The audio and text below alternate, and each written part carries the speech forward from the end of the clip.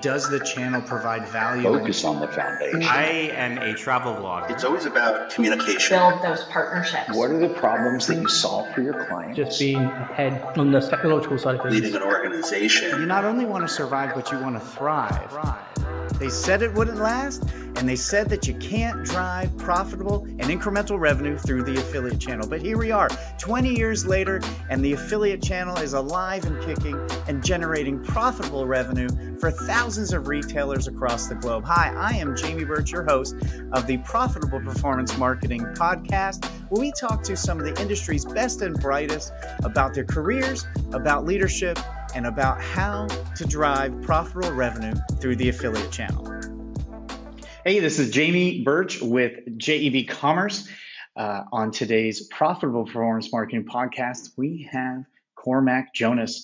I'm super excited to have him, and man, did we have a good conversation. But before I start, wanted to highlight one resource we have available for you. So if you're wondering how you can use the affiliate program to reduce customer acquisition costs and increase revenue, well, we have a case study for you.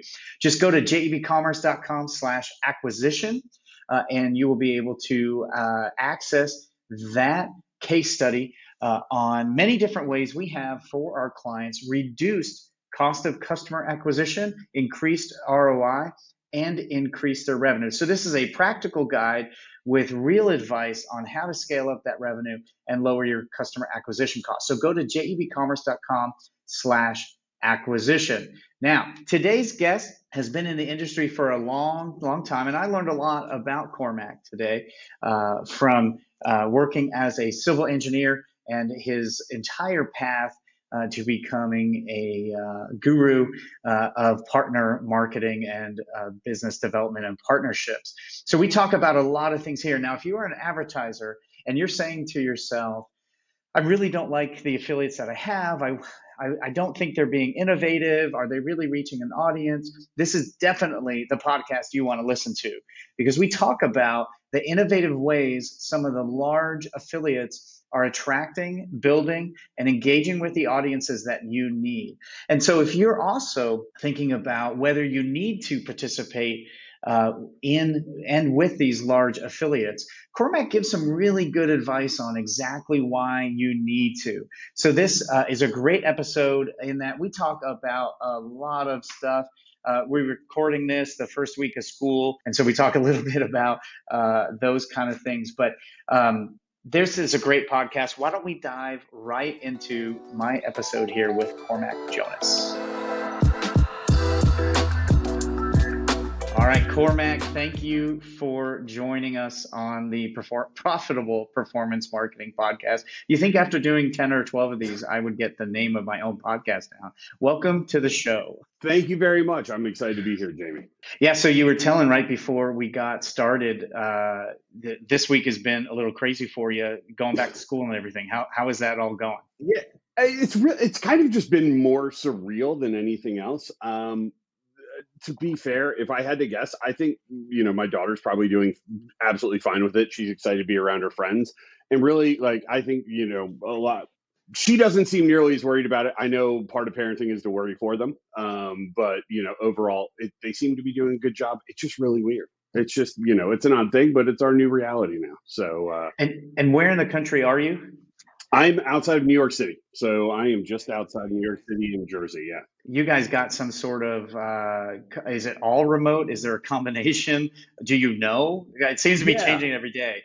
Well, we're in our little town is its own school district. So we have for the elementary school kids, they are doing in-person full class half day and then half virtual. So basically they're doing, math, writing, reading, the important stuff where really got to be one-on-one with the kids up front. And then on the backside, they're doing, in the afternoons, they're doing virtual art and music and things like that. Yeah. And we just last week put our office in storage. I was saying close our office, but someone said put the office in storage. And I prefer that phrasing.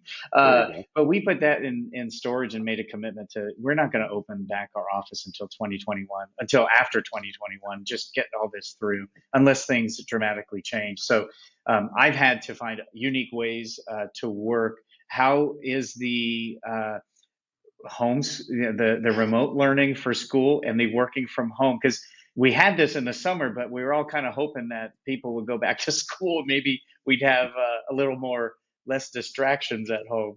Yeah, absolutely. I think, well, to be fair, the remote learning last year, it was kind of a mess because we closed, I guess, right after St. Patrick's Day. Our schools closed and it went fully remote here because we were early, kind of with one of the first areas to start dealing with the whole coronavirus COVID situation. Yeah. So that was a hot mess. Like, there's no way to educate a 7-year-old on a computer and like keep their attention for any length of time. It's just not going to work well.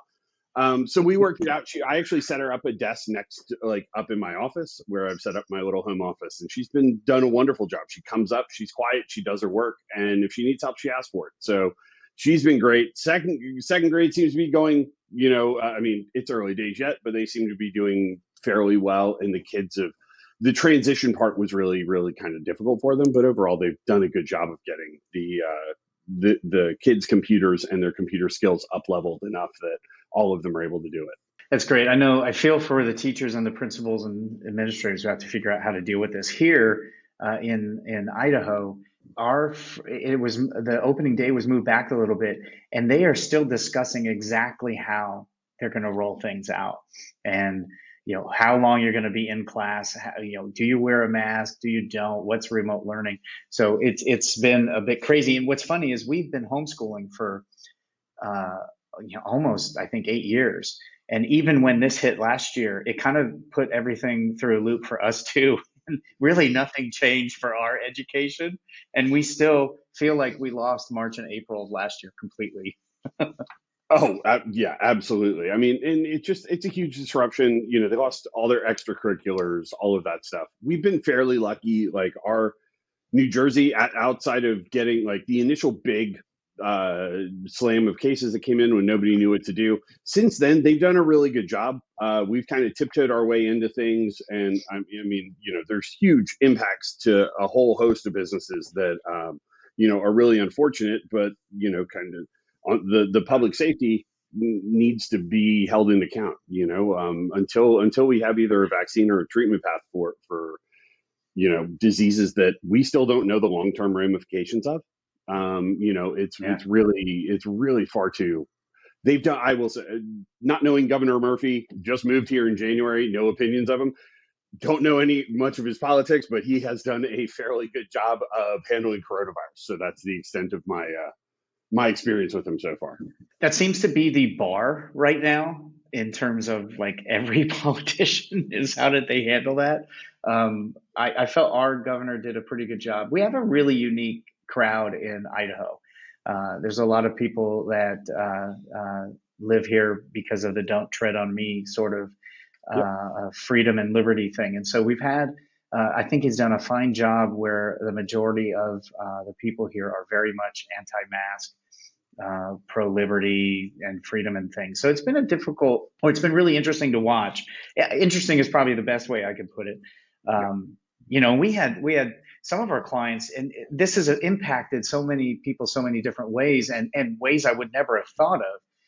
We have one client who, because of this, people weren't going to stores and trading in old product, and that meant their inventory level went down to sell refurbished product.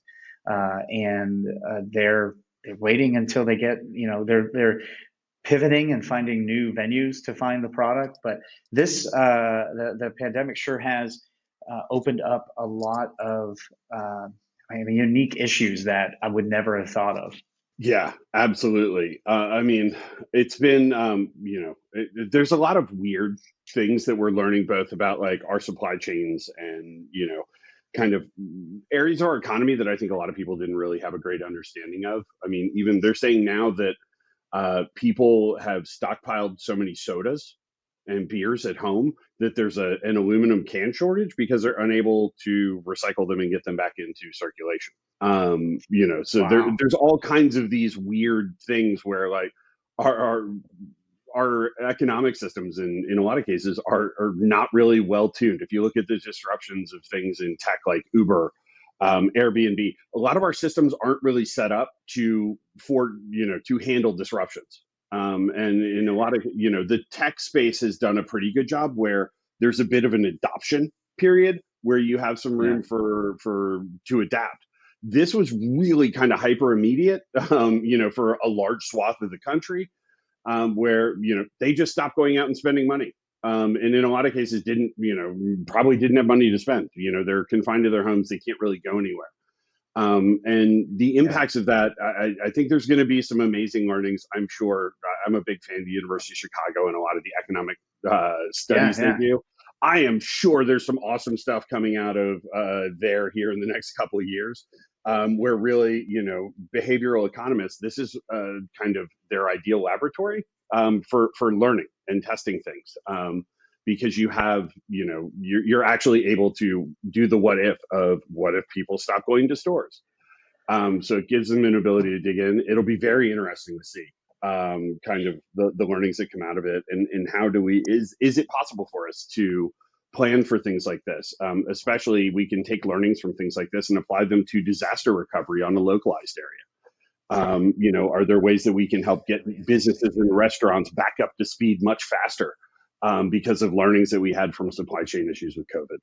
Yeah, and definitely what I was thinking when you were talking about the aluminum can issue is, in the 80s, we in manufacturing moved to Kaizen and I'm not an expert in this stuff, and just-in-time lean manufacturing.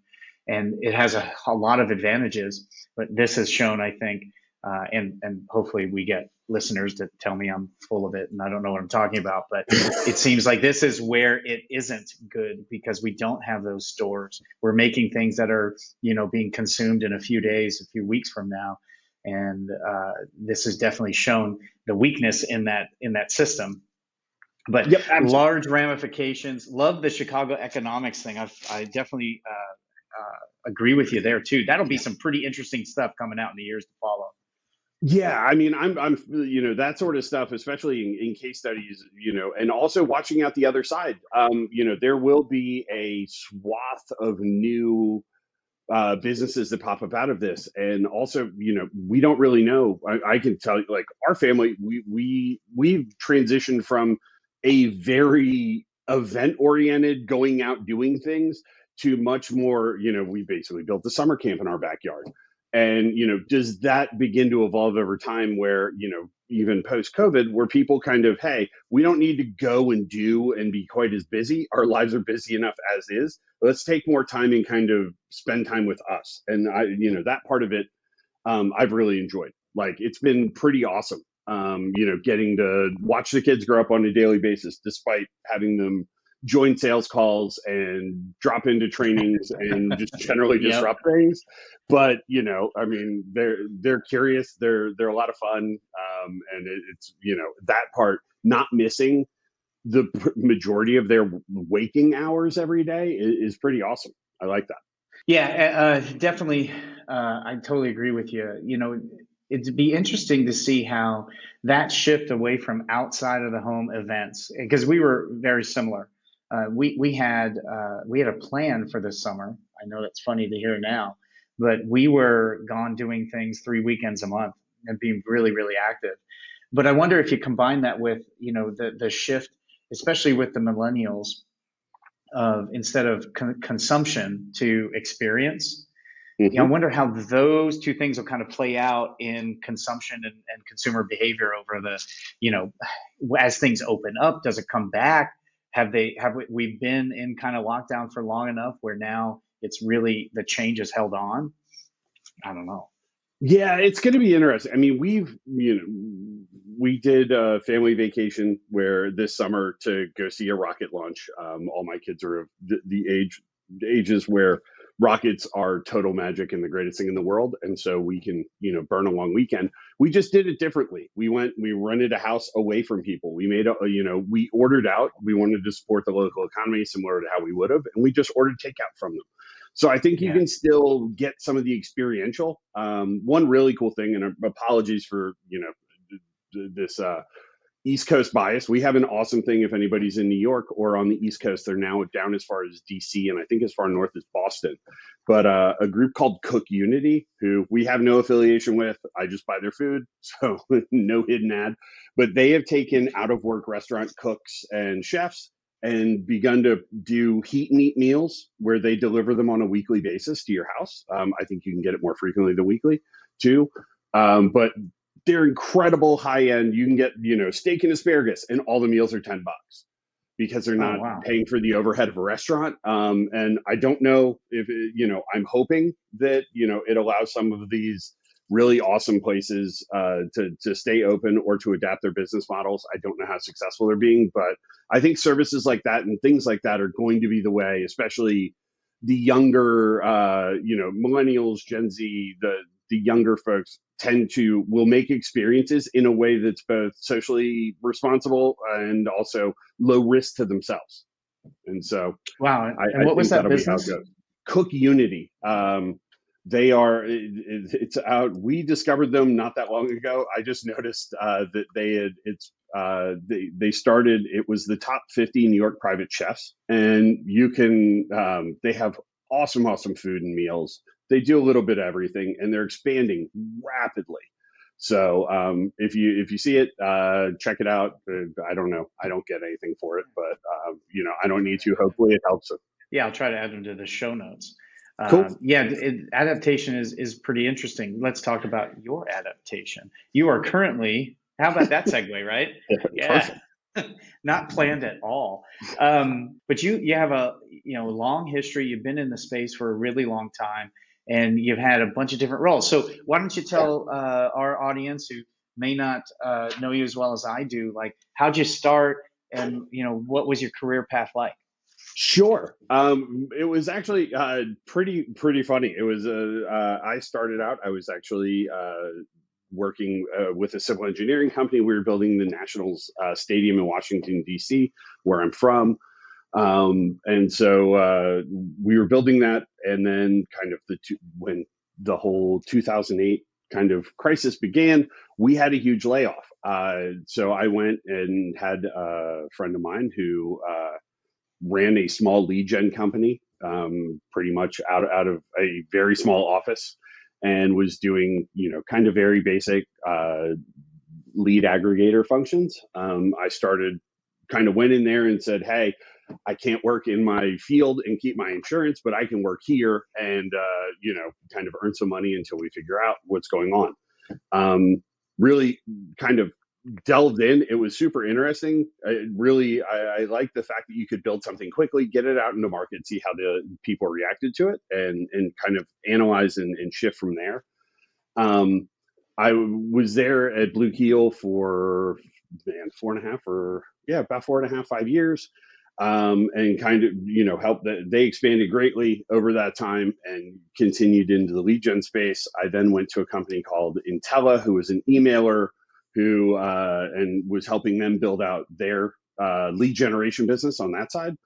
And then we were acquired by Zeta Interactive, which they are a New York-based company.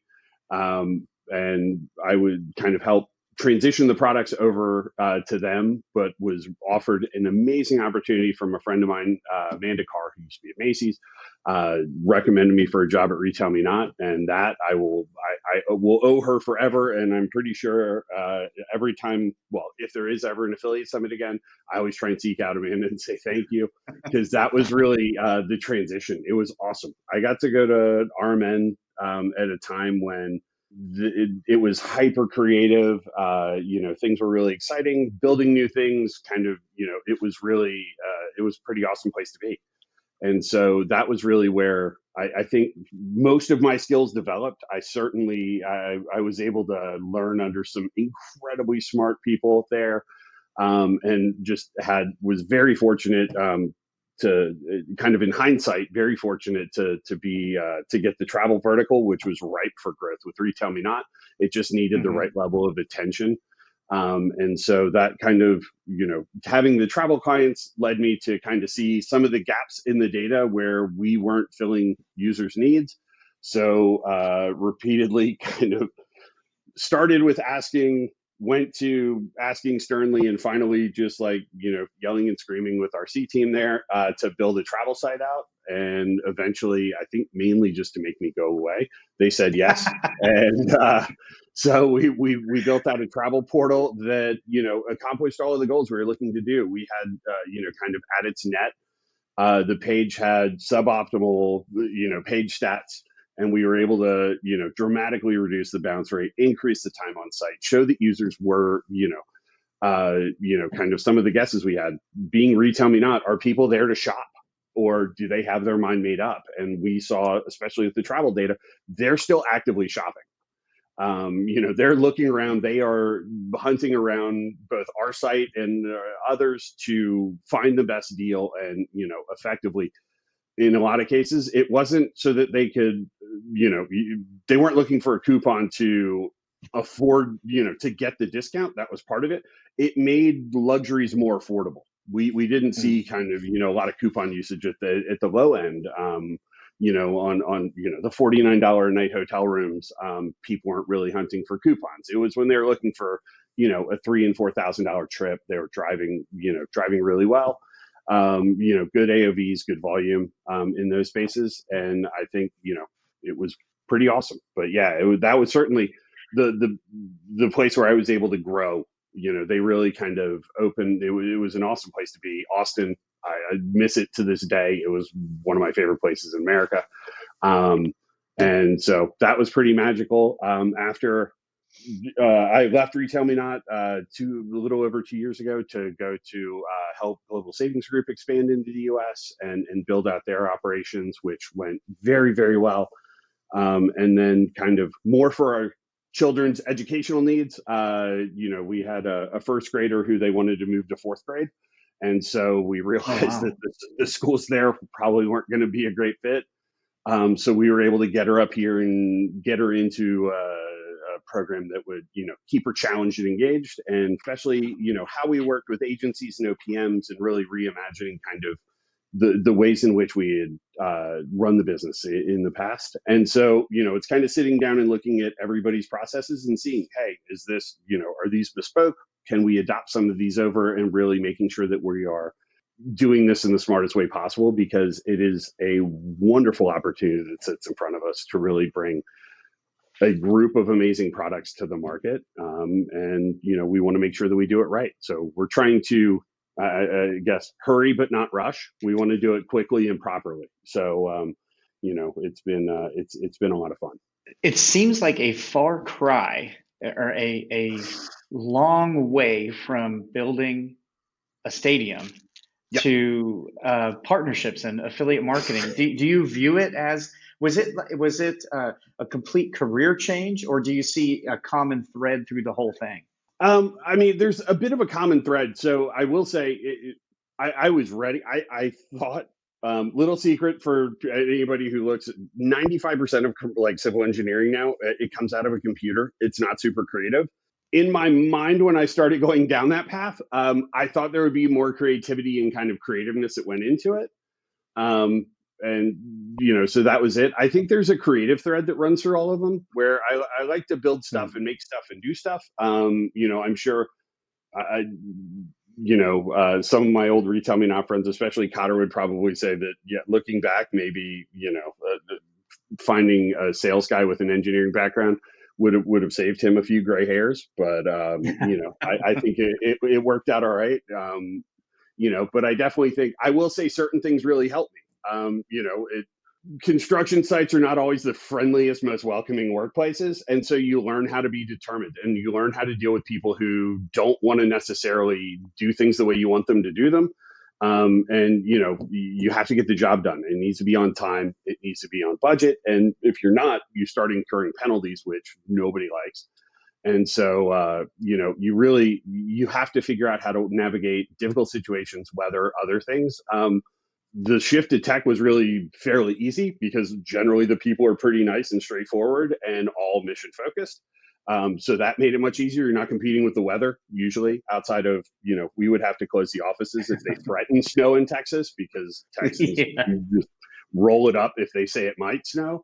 But outside of that, a lot of the skills kind of meshed over pretty closely. I mean, the digital marketing and affiliate space, there's no great way to learn it other than to do it. Time and seat is really how you start figuring this out. And, still heavily, it's one of the areas in any business where your reputation matters quite a bit. What you've done, the things you've done in the past, how you've treated people is this industry's been really at the forefront. And, I'm happy to see both from my friends at Retail Me Not, who have really done an amazing job being upfront leaders on D&I work that they've done. But overall, the affiliate marketing industry, was one of the most diverse kind of going into it in a lot of cases. There was anybody can join. Anybody, if you have a publishing platform, we can help you monetize it. And that part of it was very democratic to me, and I very much always enjoyed that. Was the move to Retail Me Not, would you say that was the most pivotal decision you made in your career, or was there something else that was a real pivotal moment? No, to date, I would say, definitely moving to Retail Me Not, because I had worked, the level of creativity and difference in ways of looking at things. And I can think, I don't want to turn this into an Oscars acceptance speech, but there were some amazing leaders who I worked there like early on, who were really they would take the time and, help you develop your ideas, give you different ways of looking at things. The accessibility of executives really spawned that creativity, and they really cared. Everybody was mission focused and bought in. And, I think that's a top down culture thing. I know Cotter was always a big fan of that, and, had a couple of other, done is better than perfect. I think that is etched somewhere in my brain matter. We would hear that over and over and over again, but that and gay. Those, it was definitely the most pivotal for me because it opened up. It let me explore and kind of it really was, as weird as it sounds, a safe place to try out new ideas, new things. And really, some of the ideas that I had when I was there, like convincing Retail Me Not to build a travel site was kind of, I had a number of people just look at me and be like, but we're a retailer. Like we do retail sales. And so being able to go, hey, here's the data, here's what I'm looking at, and having, execs who have been to the best colleges and worked at the biggest companies in the world go, you changed my mind on this. And I think a lot of that was due to the culture. It would have been too easy at other places to just say no. Just let's not try new stuff. Let's just keep going with what we got. And, you can't, that's an okay short-term plan, but for the long term, we should all be looking to, improve and get better at what we do. That's awesome. One thing I've noticed is a lot of business development professionals find their way into affiliate marketing. What do you think what are the common, the common character traits or values, or what are the common things between that sales and business development and affiliate marketing? I think it's probably a handful. I mean, from the sales front, there are very challenging aspects of selling to anybody. I don't want to disqualify what salespeople do. They have a tough gig. But with affiliate, you can really kind of pick your poison. You can choose an area that you're super passionate about and bring that passion to it. There's a wide enough array of both publishing platforms and merchants who are working with them that it makes it very engaging. If you're super, super passionate about this, and I know I've been working with some of the folks at the Purina Pet Care Innovation Network, they're hyper passionate about pets and improving the daily lives of pets and pet owners. And, it's very easy, even if you're not kind of a traditional seller, if you're hyper passionate about it, to do that. So if you have those innate sales skills and you have the passion, you're that much more ahead of folks. Additionally, with that, I will say affiliate's kind of fun. It's a really fun group of people. They're, generally, even the ones who I've met who everybody told me I should be worried about and are difficult are really just, they're guarded about their businesses, but generally they're very good people. But I think the draw is there's a lot of freedom in it. In a lot of cases, the companies, a lot of them have led in the work from home, fully remote teams. I know the AP group has kind of really started there, and we're seeing more companies go that way. So it allowed you the freedom to be who you wanted to be. If you were good at what you did, there nobody really cared about anything else. It was, you're good at what you do, you're a decent person, and you're able to get things done on deadlines. We all have those. Those are always tough, and you don't mind skipping Thanksgiving every year. That's also key. You're never having a Thanksgiving again. With Black Friday It the definitely following is day. different if you are in retail. Thanksgiving is different. Yeah, it's not a holiday you circle for good reasons. But I've seen people come in from other spaces, and really it's also that you can't learn this anywhere else. So Mhm. these skills, it's a level playing field because everybody's starting at zero and up leveling their skills as they go. And so I think that part of it, both of those, where it's egalitarian, where it's an open playing field. If you want to open a coupon site, you can open one tomorrow. The bar to entry is very low, but it takes a lifetime to master. Definitely. So now you have unique experience, like you were saying earlier, that setting up the travel category at Retail Me Not, and travel's kind of on everyone's mind right now, mostly because we can't, Right. and because it's been so negatively affected by the situation. And if I would have thought what would slow things down, I wouldn't have been able to think of this, and something that so dramatically impacted one industry has been pretty crazy. But at some point, it's going to come back. And I definitely want to talk about what you learned then and going in now. But you shared with me some interesting stories on our prep call of Yes. some omni-channel stuff that you did. So I'm just going to turn it over to you. Share some of the really cool stuff that you were doing there. Absolutely. So for some context, Retail Me Not had and has this really awesome in-store shopping platform called Thread. That traditionally had been used pretty heavily to drive in-store sales, where you could pull up the coupon on your phone, scan it at the point of sale, and walk out. It was kind of, there's more and more folks are doing similar things now, but they were definitely one of the first in the space to really crack it. So this was part of my marshaling support for the travel vertical inside Retail Me Not. And once again, it was pure luck that I had a partner. One of the reasons that this space is so great, I think if I had not been talking to kind of the partner marketing teams, like a traditional marketing team, likely this wouldn't have happened back, 4 or 5 years ago. Nowadays, I think marketing teams have awoken to kind of the partnership opportunities that are out there and are really taking a look at everything. But there was a tech that you will probably remember that was the hot new thing of 2015 called beacons.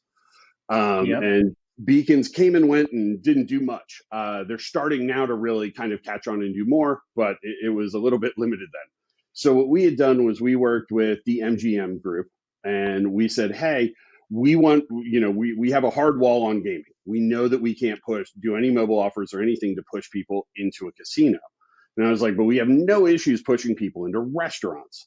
And so what we did was we set up location-based notifications and pinged folks who were in competing properties to come over and enjoy a meal at below peak times for these restaurants. And basically you were able to chart out, based on the distance from the front door, what the amount of coupon or what the amount of discount you had to give them to leave the casino or leave their hotel, resort, whatever you want to call it, and go across the street to get their food. And, it was highly successful. We were able to, kind of do it on a test basis for the hotels. And kind of on the backside of that, we were able to start looking at it for some other groups where, there's a lot of hotel restaurants don't really have awesome marketing features unless they're, you have like a Palm where people just kind of know about it. But being able to drive demand gen for them into the restaurants was key. And so we were able to take that and kind of model it out. And we took a lot of those learnings and rolled them into the food and dining product that Retail Me Not launched in the app,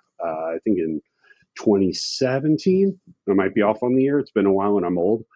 But so I think it was 2017 when food and dining began to launch in. And so, it gave them some really novel targeting ideas and ways they could do it.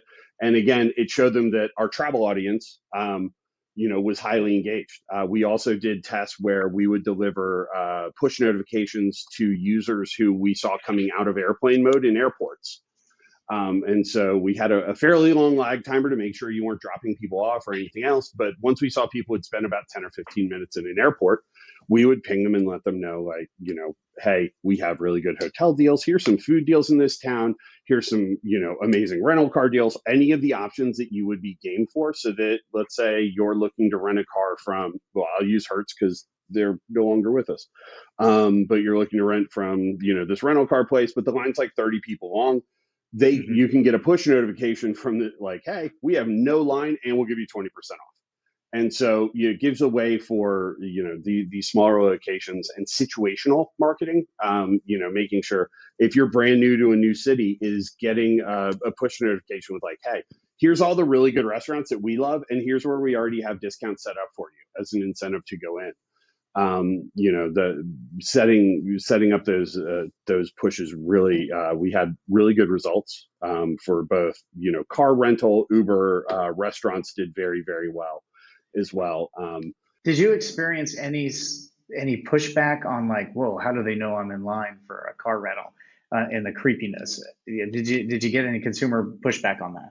No, we didn't really, because we just when we did the push notifications, what we would do is be like, hey, we see you're here.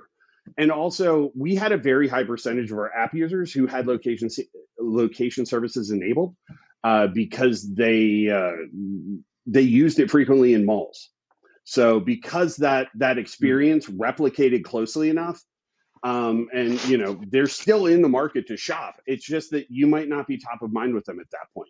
And so on that side, it that was we didn't have any negative user feedback from that side. We actually saw open rates were very, very high. Yeah, we actually used that service for one of our fashion apparel retailers at around the same time.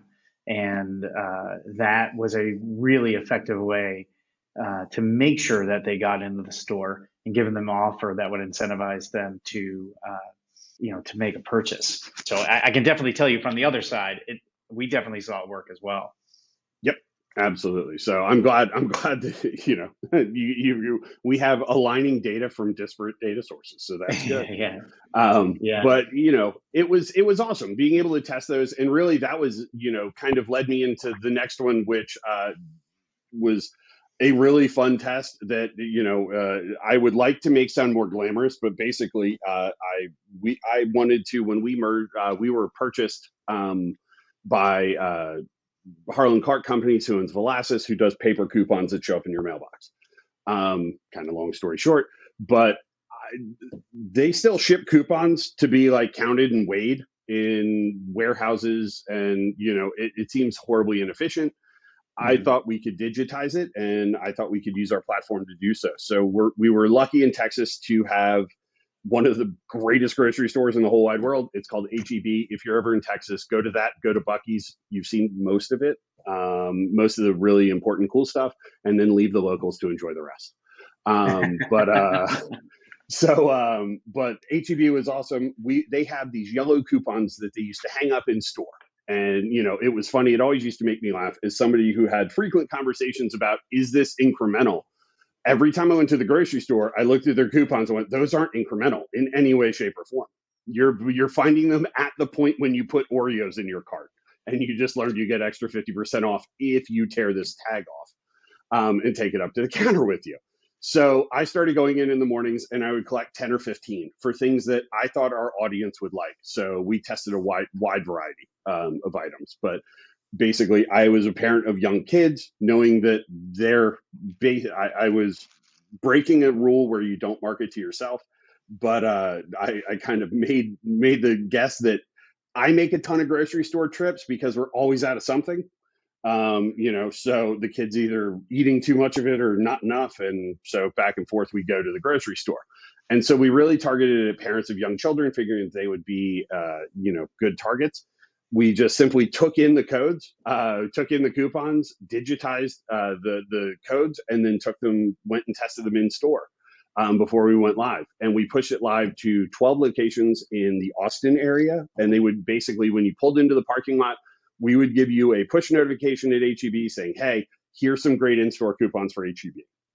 We had an 83% open rate on the push notification. We averaged 4 clicks per user within the module. It was ridiculous, off the charts data. It was super exciting. We went and it was actually kind of weird. We were getting ready to go and pitch it into the HEB team to run fully. They actually were at that point acquiring Favor, who you guys may have heard of before. They bought Favor and then rolled them in and built this HEB Digital Center.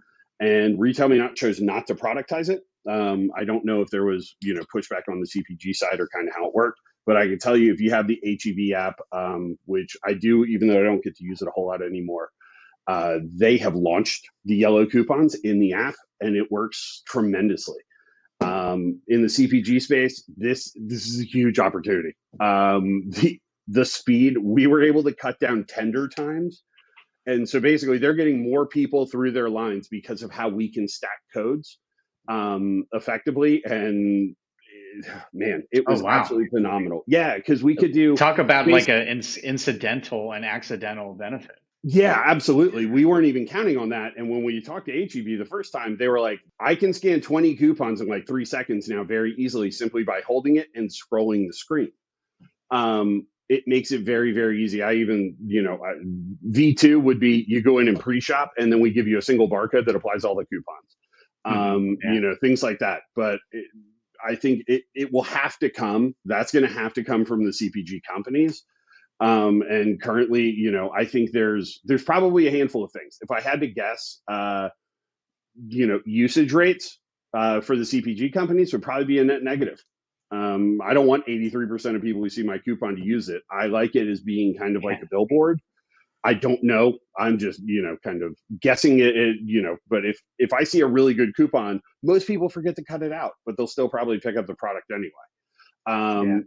But I think there's a lot they could learn from actual real-time data and localized data, coming from users scanning. You could set them up as single-use codes, make it very, very easy for users across the board to do, measure these, to measure what the users are buying and what the differences are per market. Do different coupon amounts work in different markets? There's a host of things we could do that they have been doing through newspaper circulars that now they really don't have that availability to, because, really outside of, Retail Me Not every day or the value pack mailers, there's not a lot of newspaper circulation in that way. The New York Times doesn't have your coupon section. Yeah. What's most interesting about these two examples is the level of innovation and cutting edge ways to reach, engage, and convert audiences by an affiliate for an advertiser. These are pretty amazing, especially coming from a publisher that sometimes gets a bad rap. We hear about Retail Me Not a lot from advertisers that are prospects, and it's not often where it's like, oh, we love these guys, make sure you keep them and promote them, and work more with them. There's some circles, there's a bad rap, and these are some of the most innovative ideas that I've seen. Yeah, and if I'm being honest, I like looking at it now and being agnostic on the platform side of things.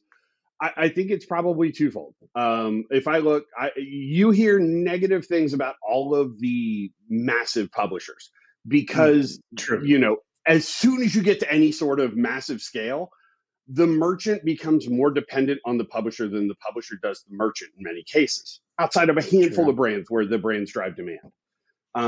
Amazon still charts their own course. Walmart still picks who they work with. But if you're trying to cut into their market share, you don't have a choice as a smaller brand. What I would say is, in a lot of cases, they think of them as monolithic, and they're not. Rakuten Ebates is not just cashback. Groupon is not just local deals. Honey is not just a browser extension. Retail Me Not's not just coupons. And so I think a lot of it is, in a lot of cases, and I think this will change coming out the other side of this, but, performance marketing teams prior to COVID didn't get the attention within merchants that they deserved. They usually were, not getting the level of recognition given the value and the data that they can pull out.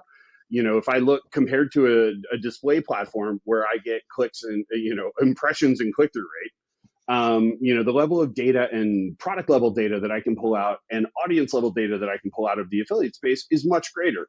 I don't know how many are asking publishers to provide this. I think it's like anything. It's a relationship, and if you look at how do you work with them in a way, I can tell you, we would not have a travel site if it had not been fully endorsed and said it was important by our merchant partners. And so, it's building those relationships. Takes time, and takes input. And a lot of times, people who are, when you're innovating or doing new things, people get worried about it. People don't always want to test, or they're concerned about how it might be viewed.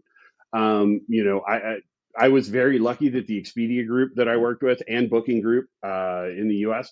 have huge test and learn cultures. Everybody within those orgs is challenged to fail fast and test things constantly, and that really benefited me. I don't think I would be in the same position if I had been working with merchants who were like, here's your coupon schedule for the year, go away. It's really building the relationship, understanding what they do, and then you internally knowing your own metrics, knowing your profitability, knowing kind of where your needs are to be able to throttle those things. There are plenty of levers that you can pull, and then also exporting those learnings from affiliate and putting them into your other channels makes a lot of sense. And in a lot of cases, some merchants are being super smart about it. Some, but I'm sure there are plenty who are not taking their affiliate sales data and basically overlaying that into their Facebook custom audiences that they're doing. Little basic things like that. If this is where I reach my users and these are the folks, coupon sites in general do an extremely good job of driving new users. Generally cashback drives loyalty over the long term very, very well. There's different kind of top line goals that they hit, but underneath of those, there's a lot of ways that you can work with them. There's a lot of data you can learn. And most of these companies, most of the publishing companies, they're hyper creative. They're looking for the next latest and greatest thing because, and looking at some of the companies in the space that are coming up now, Dosh has really done an amazing job of, with card linked offers. There's some smart new ways of looking at things, and really, it's incumbent on merchants to really, when you see that now, pandemic aside, the merchants we used to have a number of merchants who would fly in, sit down, go, I want to talk to all your product people, and I want to go over what you're building and how it benefits my business and what the timelines are. And they knew ahead of time what was, we're happy to tell them, here's what we're building, here's what's going on, here's how it's going. What do you think? We would like to road test this a little bit before.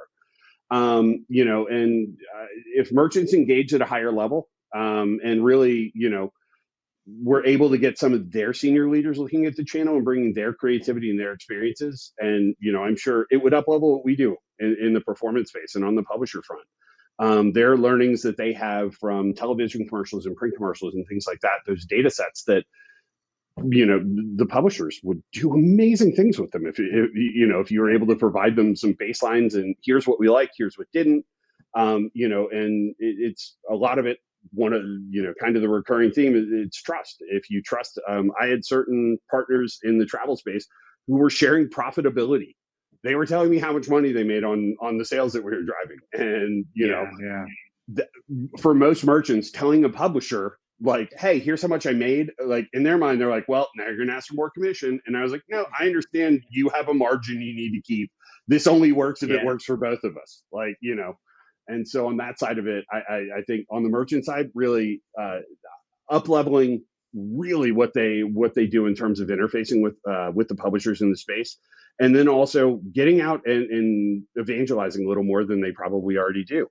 There are more and more high-end publishers, coming into the space. You've had both CNN, Business Insider, the Condé Nast family of brands.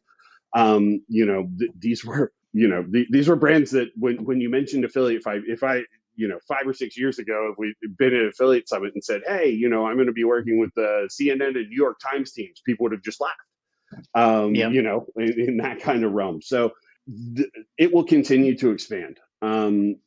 The commerce content space is beginning to grow and mature a little bit. The companies that are getting into it are starting to understand kind of how to monetize their audience outside of packing banner ads onto the page. And those revenues have been declining over time. Programmatic used to be the easiest way. Yeah. Cormac, for our listeners who don't know what commerce content, describe what that is. Commerce content. I guess I would say probably it is the closest thing to the coupons you used to get in the newspaper, except now you get your news on the internet.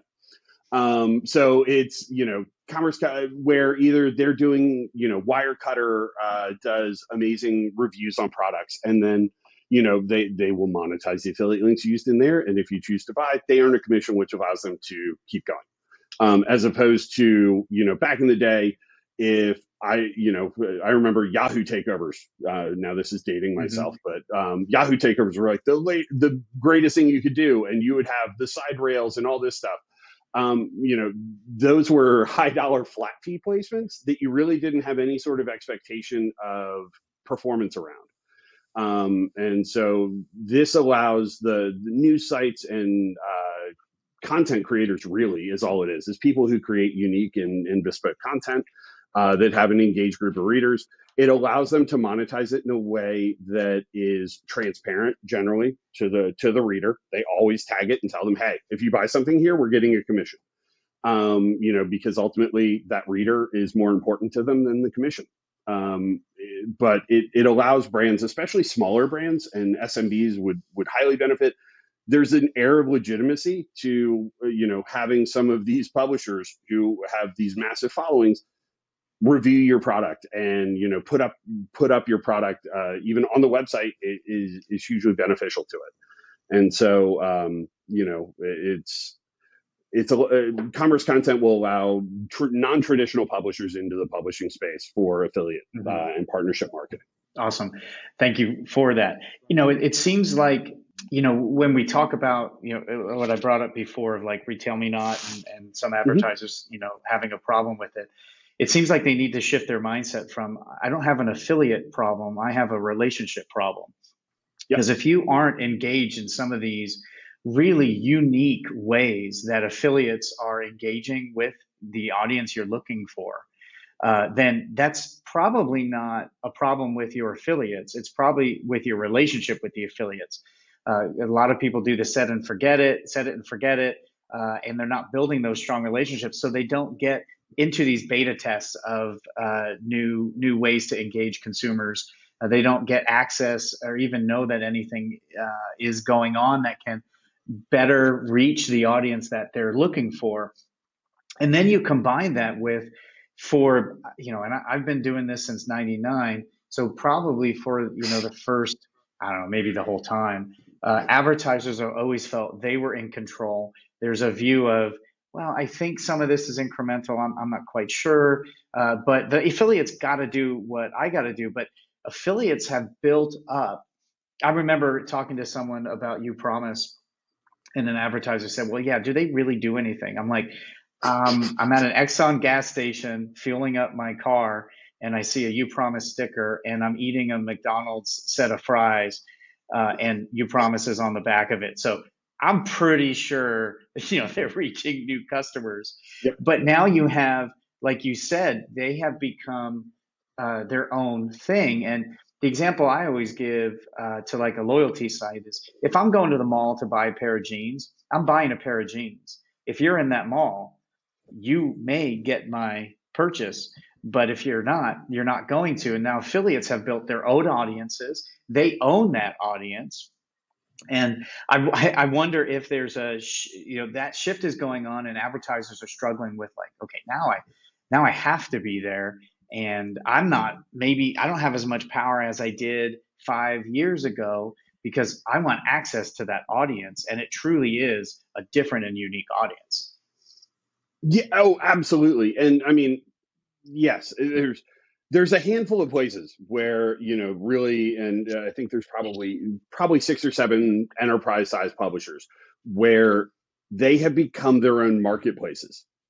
And so if you, as a merchant, view them differently than you would selling your products on Amazon or selling your products on eBay or any other marketplace that, you participate in, you're probably a little bit behind the eight ball. You have to look at them, or you don't have to, but you should look at them as marketplaces where you are reaching consumers and driving sales. Retail Me Not wouldn't exist if the consumer demand wasn't there to drive savings for people. And they wouldn't have the percentage of new users if it wasn't that coupon that pushed that user over the line. Ebates wouldn't have the audience they did. And, I'm disappointed. I still haven't gotten that money box in my town because I know how to say Rakuten, but soon. But when it'll show up soon. But, Rakuten users are incredibly loyal. Their lifetime value to Rakuten is immense. So, of course, in a battle between a merchant and user experience, they're, of course, going to pick user experience. Now, that being said, there's a lot they can do to understand, understand the marketplaces that they're working with, and test and learn into them. The same as you would with AdWords, the same as you do with any of these. And I agree, too many folks in this space set it and forget it, like a Ronco oven. And they never, if you did that with AdWords, you're dating yourself again. I know, it's okay. I got the gray hair to match. It's cool. But I'm right there with you. Yeah. But like, if you did this with like your Google SEM, if you found out your SEM manager was like, yeah, I put up ads like 6 months ago, like I'll check them later. You'd fire that person on the spot. Yet for some reason, this is perfectly acceptable with another marketing channel. It boggles my mind. And I think, what it really has done is those brands who are hyper engaged are way ahead. When you let these teams that know the space kind of determine their own destiny, those groups really do well. And I can say, I promise final shout out, but I saw that one of the early backers of affiliate marketing, Karina at Expedia, got promoted again, and she deserves everything in the world. She's awesome. She's forward thinking. She's super smart. She was a wonderful partner the entire time I was working in travel there. So we are starting to see kind of this transition where some of the people who started out their lives in affiliate marketing, due to the success they've been able to drive for these merchants and these large organizations, are really driving awesome growth. And are moving into other marketing channels, which I think will open up the partnership side, because I see, call it CPA or outcome-based marketing, I think is really where things are headed. I think coming out the other side of COVID, if you want $10,000 on something that I may not drive any sales on, or even more if you're looking at TV or some of the podcast ads, the outcome-based marketing really makes it kind of put your money where your mouth is. And not saying that you will save money or do better, but what you will have is data that you can actually use to inform your future marketing campaigns, which a lot of these, it's still anecdotal what in a lot of cases what you get from television. The streaming service ads, much better targeted, much better data on them, but still it's very difficult to kind of pull those out and directly tie them to a sale. So I think there's still, the thing I'm excited about is there's still an absolute ton of room for innovation in this space. And I have to guess, looking at past pandemics and things that have happened where there's people working on stuff now. There's people coming up with amazing technology that we haven't thought about, and that hopefully will be, the next honey, the next, Retail Me Not or Ebates coming out of this space. Because I think hopefully you would think with the size of companies that have sprung up and done it, that it would have gotten more attention. It's still, there's no college courses that really prepare you for how to delve into affiliate marketing. Like we have a lot of room to grow and understand. And I think this will, it'll start to really, I see it kind of in two ways. I think you'll see new technologies coming out that will adapt to kind of, I hate the new normal, but like what the world will look like in the next 24, 36 months as we deal with this, and then what does life look like after that? Because I think that'll adapt as well. I think one thing I've noticed from COVID is the percentage of time spent multi-device streaming is really, cross-device breakage is only going to grow, because people, kids will be watching TV while playing on an iPad, and mom and dad are both, looking for things on the internet that they need to add to an Instacart or an Amazon order. So you're going to there's more noise. There's more noise, and you're going to have to, the tracking is going to have to up level, and the innovation is going to have to up level to keep pace with the consumer. Well, and with you there, with a long track record of some pretty amazing innovations, I'm excited to see what you guys come up with. Cormac, we are at time. This was some gold stuff. This was outstanding. I learned a ton. I took like I always say in my podcast, I think I took like 4 or 5 pages of notes, lots of great stuff. Thank you for your time. If someone wants to get a hold of you and discuss any of these issues, find out how can they do that? Easiest, well, really, you can reach out to me anywhere. I'm, of course, on all the social media platforms is a very easy way to get in touch. And, if you have any questions, happy to go over it in non-podcast format, because I don't want to bore people with a demo. Outstanding. Cormac, thank you so much. And I just have to point out, as I'm looking at your profile on LinkedIn, oh God, we are not connected. We're not? How are we not connected? I don't know. We are not. I have your phone number, so that makes it a little easier. But yeah. It does. We could go that route. At some point, I'll get it all fixed. I don't even know if my town's correct, but Jamie, I will definitely add you on LinkedIn. I don't want people to think that after the podcast, things went sideways. Yeah. Awesome. Cormac, thank you so much. Absolutely. Thank you, Jamie. Have a good one. Now, see, I told you that was going to be a good podcast. And definitely, once we dove into the affiliate stuff, so many good lessons to learn and things to talk about. His travel experience and setting up a travel site was great to have on the podcast. A couple things that we talked about that I really want you to think about is there is definitely a shift. If you're an advertiser and you want to gain new customers, you really have to go where they are.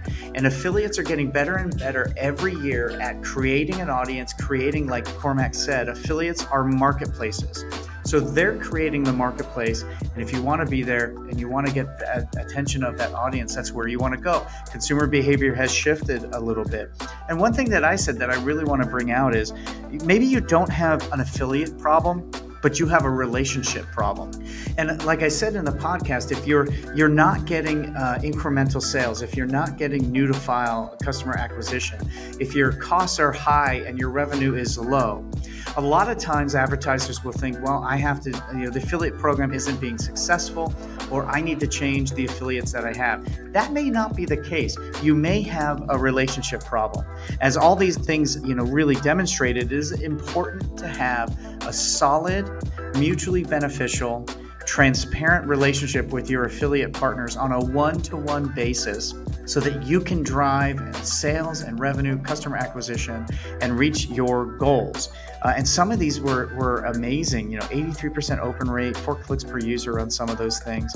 And really remember, Cormac said this, it really sums it up nicely. Affiliates are not monolithic.